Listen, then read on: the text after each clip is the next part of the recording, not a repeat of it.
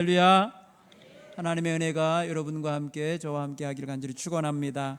우리 옆에 계신 분들과 인사하겠습니다. 은혜 받으세요. 한 주간도 건강하세요. 지난 한 주간 중에는 제가 기도원에 다녀왔습니다. 우리 여러분들의 새해 소망 기도를 하나님 앞에 가지고 들어가서 아뢰고 고하고 또 하나님께 부탁드리고 왔습니다. 그걸 가지고 기도굴에 들어가서 기도하는데 하나님이 저희 마음속에 이런 생각을 주셨어요. 야, 이 세상에는 한 3가지 방식으로 사는 사람들이 있는 것 같더라. 대충 그냥 제멋대로 사는 사람이 있고, 어떤 사람은 철저하게 자기 인생을 계획하고 사는 사람이 있고, 그래서 그 계획을 중심으로 살아가느라고 아주 힘들게 사는 사람도 많다. 그런가 하면은 나에게 인생을 맡기고 나의 인도함을 받으려고 하는 사람들도 있다. 너는 네 기도 제목, 이 많은 성도들의 기도 제목을 가지고 내게 왔지만 목회하면서 이들의 마음속에 하나님이 나를 의지하게 해라, 나를 의지하고 인생 살기를 원하는 그런 성도들로 길러라. 제가 이번 기도회원에 가서 받은 말씀이 그것입니다.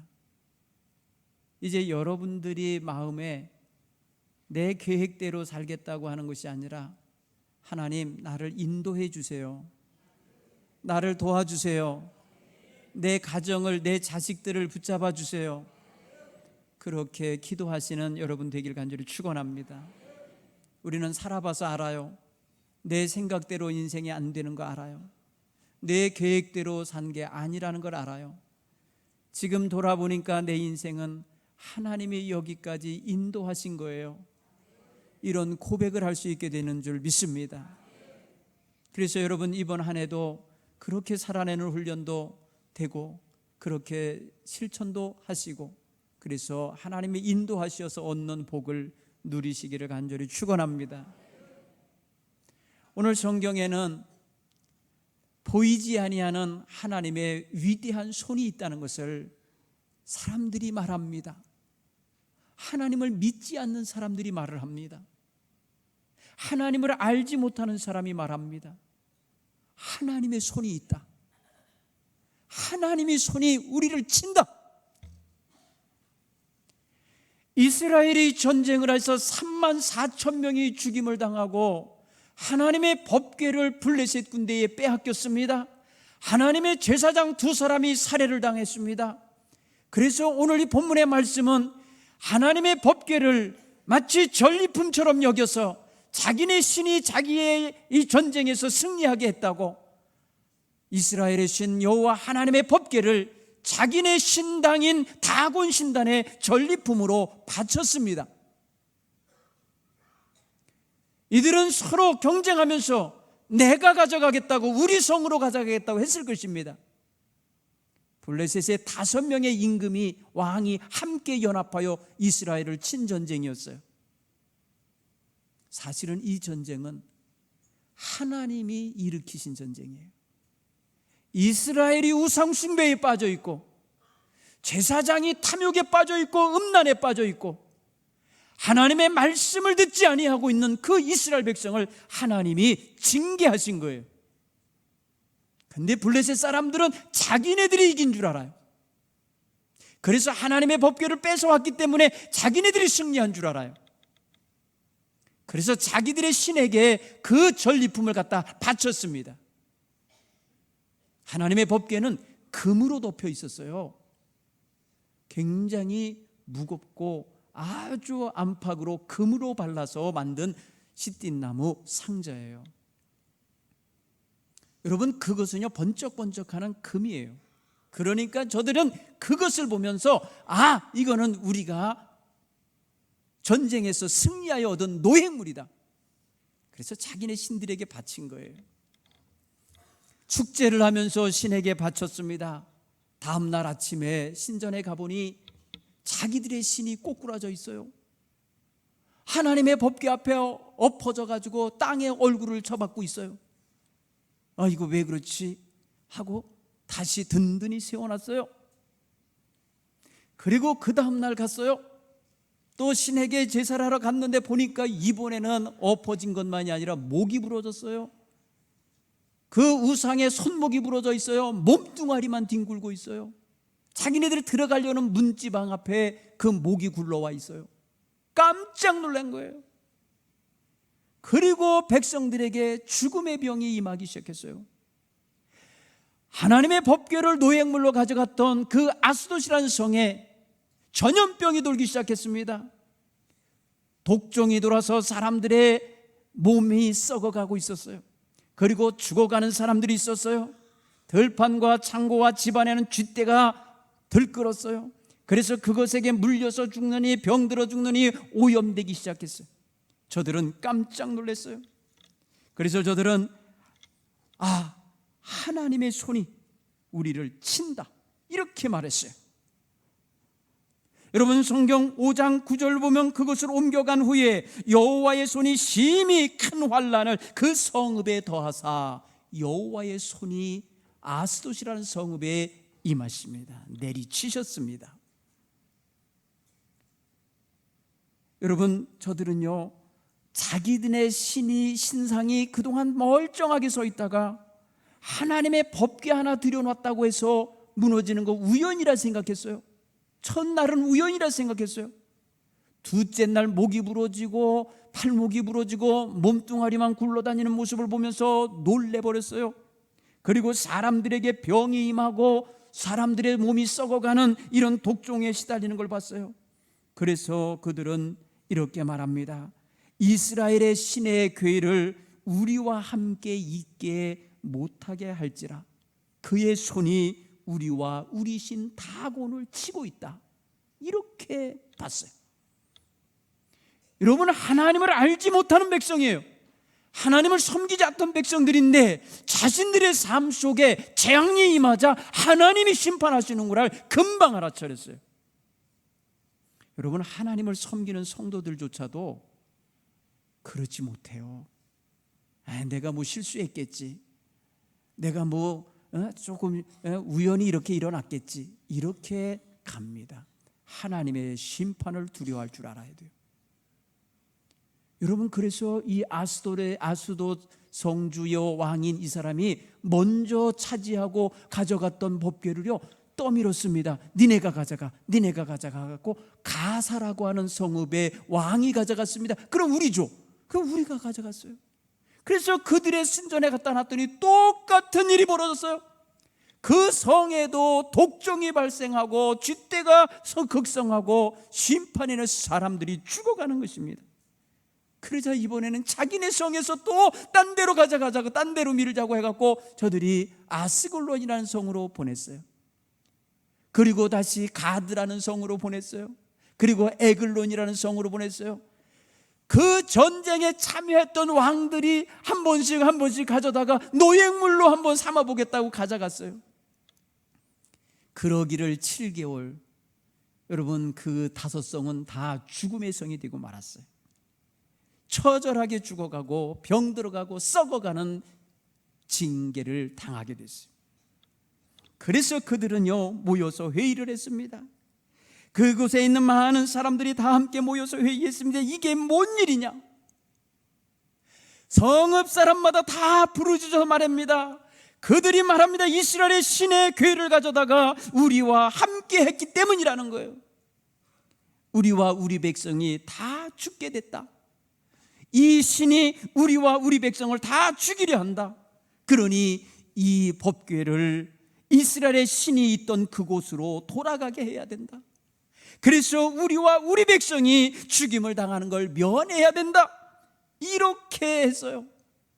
여러분, 성경에 지금요 5장 7절 9절 11절 보면은 저들의 마음속에 여호와 하나님의 손이 우리를 심판하고 있고 우리를 내리치고 있다라고 말하고 있습니다. 이는 온 성읍이 사망의 환난을 당함이라. 거기서 하나님의 손이 엄중하심으로 죽지 아니하는 사람들은 독한 종기에 치심을 당했고 성읍은 부르짖음으로 사무쳤다는 거, 하늘에 사무치더라. 오늘 사무엘상 5장 마지막 절은 이렇게 말합니다. 절망이 임했습니다. 여러분, 전쟁의 승리의 기쁨을 가지고 자기네들이 이겼다고, 우리가 노획물로 삼았다고, 이스라엘의 신을 이겼다고 했지만 이 모든 일은 하나님의 손에서 주관되어지는 전쟁이었고 심판이었다는 사실이에요. 지금 이스라엘보다 블레셋이 예뻐갖고 그들로 하여금 승리하게 한 게 아니에요. 이스라엘이 너무 타락하고 하나님의 말씀대로 살고 있지 아니하기에 그들을 심판하는 데 들여다 쓰신 거예요. 블레셋은 착각하고 있었어요. 자기네들이 승리한 줄 아는 거예요. 그러나 자기네들이 군대에 가서 죽인 사람들보다 더 많은 자기의 백성들이 병들어 죽어가고 있는 현실 앞에서 이것은 하나님의 심판이라는 걸 알아요. 사랑하는 성도 여러분, 오늘 여러분들의 영의 눈이 열리셔서 하나님의 크고 놀라운 손을 볼 수 있는 눈이 되기를 간절히 축원합니다. 여러분의 가정을, 여러분의 인생을, 여러분의 자녀들의 장래를 이끌어 가시고 주관하실 하나님의 손을 보시기를 간절히 축원합니다. 하나님의 손이 하시는 거예요. 우리는 이것을 바로 하나님의 섭리라고 하고 하나님의 뜻이라 하고 하나님의 일하심이라고 고백하는 거예요. 여러분, 저들이 회의하여 결론 내린 게 뭐냐? 법궤를 돌려보내자. 두려워서 만지지도 못하고 이제는요, 자기네들이 메어다가 도로 바치지도 못하고 한 것이 뭐냐? 새 수레를 만들어서 거기에다가 그것을 실어서, 그리고 이것을 손댄 것에 대한 죄를 지었으니 속건 제물을 금덩어리 10개로 대신하자고 하면서 독종의 모양, 그 상처투성이 부스럼의 그 모양대로 금덩어리 5개와 5성읍이거든요. 그리고 쥐떼로 인하여 당한 고난에서 쥐 모양으로 5덩어리를 만들어서 금덩어리 10개를 상자에 담아서 그렇게 하나님의 법궤와 함께 보내기로 했습니다. 그러면서도 저들은 말합니다. 이게 하나님의 손이 한 건지 우연히 발생한 건지를 우리가 마지막으로 한번 알아보자 해가지고 저들이 한 게 뭐냐? 그러면 이것을 사람이 이끌고 가지 말고 짐승 2마리에게 스스로 가게 하자, 이렇게 결론 내린 거예요. 한 번도 가본 길이 아닌 길로 소 2마리로 보내자고 결론 내린 거예요. 여러분, 근데 오늘 이 소 2마리의 조건이 있는데 2가지 조건입니다. 첫째는 한 번도 멍에를 매본 적이 없는 소여야 된다. 두 번째는 새끼 딸린 어미 소여야 된다는 거예요. 여러분, 동물의 본능을 여러분들은 아실 거예요. 여러분, 동물의 본능은요, 억어당하고 사로잡히는 거 원치 않습니다. 여러분, 새를 잡으려고 그러면 후룩 날아가죠?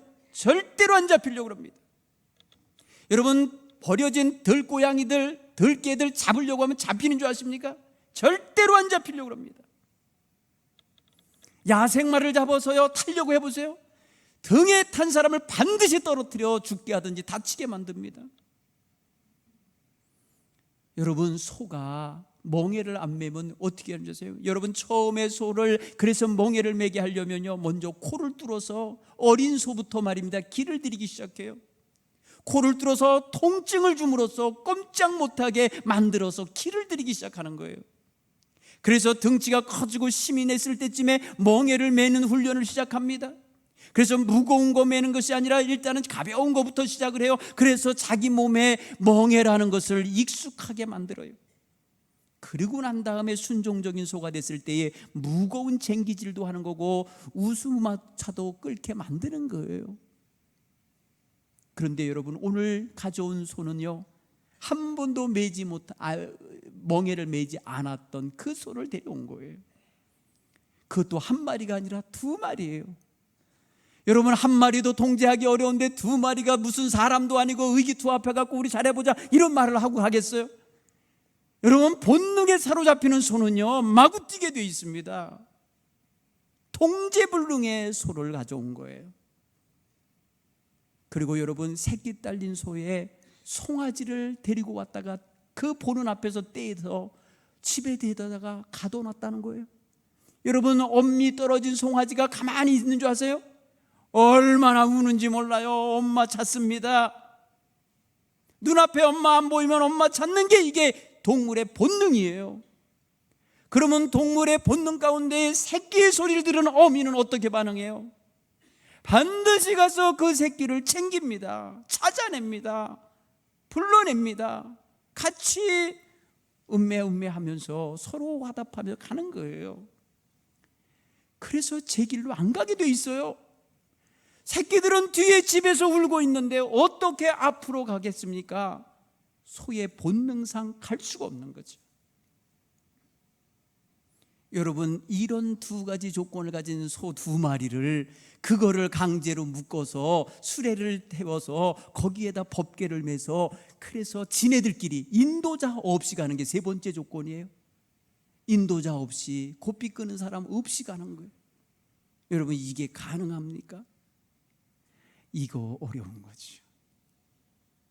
그래서 이걸 통해서 이 소가 얌전히 가면은 하나님의 손이 우리를 징계한 거고, 이놈들이 날뛰거나 그래서 법궤가 떨어지거나 돌아오거나 하면 이거는 우연히 발생한 일이다, 이렇게 계산을 한 거예요. 여러분, 오늘 성경 어떻게 되나 보세요. 여러분, 오늘 성경을 보면서 저는 너무나 큰 은혜가 되고 감동이 되는 장면이 있습니다. 오늘 본문의 12절 말씀입니다. 6장 12절에 이렇게 말씀을 합니다. 암소가 벳세메스 길로 바로 행하여 그대로 가며 갈 때에 울며 갈 때에 좌로나 우로나 치우치지 아니하고 갔다는 것입니다. 여러분, 이게 가능합니까? 여러분, 여기서 여러분은 하나님의 손이 보입니까? 고삐를 잡고 이끌고 가시는 하나님의 손이 보이십니까? 동물의 본능까지 자제시키시는 하나님의 손이 보이십니까? 사랑하는 성도 여러분, 오늘 우리는 우리 멋대로 살고 싶은 욕망 다 있습니다. 우리는 우리의 계획대로 살고 싶은 것이 있고요, 우리 자식들 자기 멋대로 살려는 거 다 있어요. 이거 여러분, 그대로 가라 하면 가겠습니까? 아무리 바른 길을 제시한다고 해서 가겠습니까? 자기 생각, 자기 욕망, 자기의 경험을 앞세우면 절대 못 가는 일이에요. 사랑하는 성도 여러분, 짐승의 욕망과 본능마저도 다스리시는 하나님의 손이 오늘 이성이 충만하고 지혜가 충만하고 영성이 있는 우리들을 잡으시면 우리의 삶이야말로 하나님의 뜻을 이루는 삶이 될 줄 믿습니다.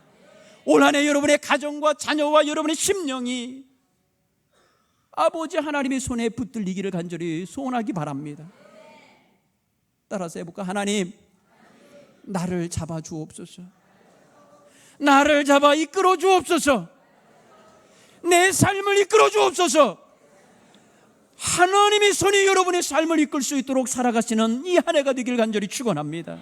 이런 마음가짐, 이런 신앙 자세를 이 1월에 여러분 온전히 마음 가지셔서 12달 내내 그 신앙으로 살아내길 간절히 축원합니다.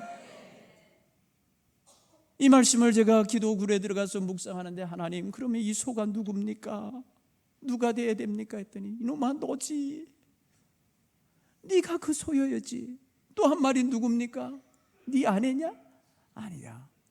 네 교회 장로들이 됐으면 좋겠다. 네 교회 권사님 됐으면 좋겠다. 제가 그래서 그 깨달음을 받는 숙시 말이에요. 우리 장로님께 문자를 보냈어요. 장로님, 기도원에 오시면 기도굴에 들어가서 먼저 기도해 주시기 바랍니다. 저 밥 사주시고 같이 격려하시려고 장로님들이 오신다는 소리를 제가 아침에 듣고 제가 갔거든요. 하나님께서 주신 말씀에 제가 바로 카톡을 했어요. 장로님들, 저 밥 늦게 먹어도 괜찮고 그러니 먼저 기도실에 들어가서 기도해 주시기 바랍니다. 교회를 위해서 기도해 주시고 다음 세대를 위해서 기도해 주시고 여러분 자신을 위해 기도해 주십시오. 여러분, 하나님의 손에 붙들려야 우리 교회가 평안한 교회 될 줄 믿습니다. 하나님이 이끌으시는 교회 되어야 부흥하는 교회가 될 줄로 믿습니다. 우리의 다음 세대에 하나님의 손에 붙들려야 우리 자녀들이 하나님의 길에서 벗어나지 않게 될 줄 믿습니다. 짐승의 마음도 다스려 주시는데 짐승의 고삐도 하나님의 그 손으로 이끌고 가시는데 하물며 하나님을 의지하는 우리의 마음이랴, 하나님을 의지하며 기도하는 성도들의 마음이야 하나님이 얼마나 기쁘게 잡아 이끌어 가시겠어요. 올 한 해 여러분 하나님의 손에 맡기는 기도로 하시길 바랍니다. 하나님 손에 맡기는 기도 되시기 바랍니다. 괴로워하시고 슬퍼하지 않기 바랍니다. 하나님이 이끄시는 길에 가시면 반드시 복될 줄 믿습니다. 제가 제천으로 내려오는 날 울었어요. 마치 말입니다, 끌려오는 소처럼 태워져서, 승용차에 태워져서 낯선 승용차에 타서 김광진 목사님이 운전하는 차를 타고 오면서 제가 막 울었어요. 뒤에서는 목사님 가셔야 돼요? 굳이 거기까지 가셔야 돼요? 하는 우는 성도들이 있었어요. 저희 아버지 거기 내려가야 돼요? 그러나 하나님의 인도함 속에 붙들려야 한다는 걸 제가 알았어요. 하나님이 이끄시는 대로 가는 것이 하나님의 종의 뜻이라는 걸 알았어요. 제 어깨에 둘러진 이 후드는 바로 멍에입니다. 하나님의 종이 매는 멍에입니다. 하나님께서 끌고 가시는 하나님의 멍에입니다. 사랑하는 성도 여러분, 여러분의 인생 속에 고되고 힘들 때에 하나님의 손이 나를 이끈다는 사실을 깨닫기를 간절히 축원합니다. 그리할 때 하나님께서 여러분의 인생을 책임져 주시고 인도해 주실 것입니다.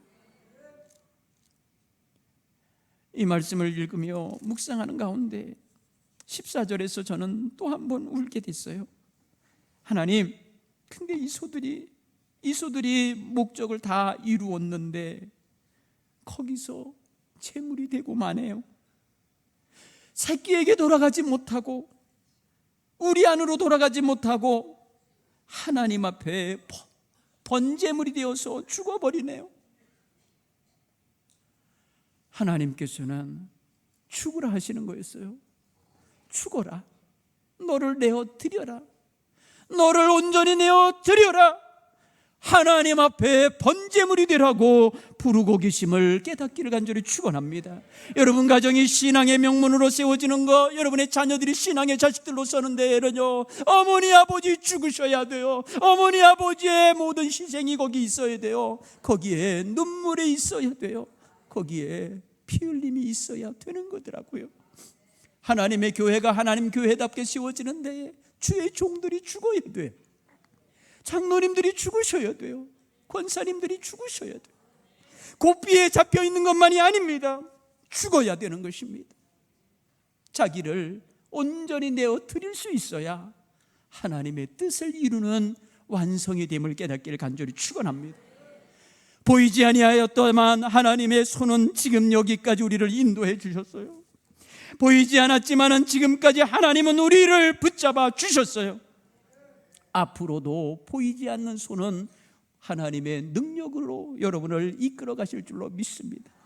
사랑하는 성도 여러분, 지금까지 살아온 삶이 내 힘으로 산 거라면은 이후로는 하나님이 인도하시는 삶을 살아내시기를 간절히 축원합니다. 하나님이 여러분을 인도하시고 하나님이 여러분을 축복의 길로 붙잡아 주실 것입니다. 여러분의 자녀들을 하나님의 손에 놓아 드리시기 바랍니다. 여러분, 그러기 위해서 여러분 항상 자녀들과 소통의 끈을 끊으시면 안 돼요. 객지에 나가 있는 자식들과 대화의 문을 닫으시면 안 돼요. 계속해서 하나님 앞에 기도하는 것만큼 자녀들에게도 말씀하셔야 돼요. 내가 너를 위해 하나님께 너를 맡긴다. 내가 너를 위해, 너희 가정을 위해 하나님께 기도한다.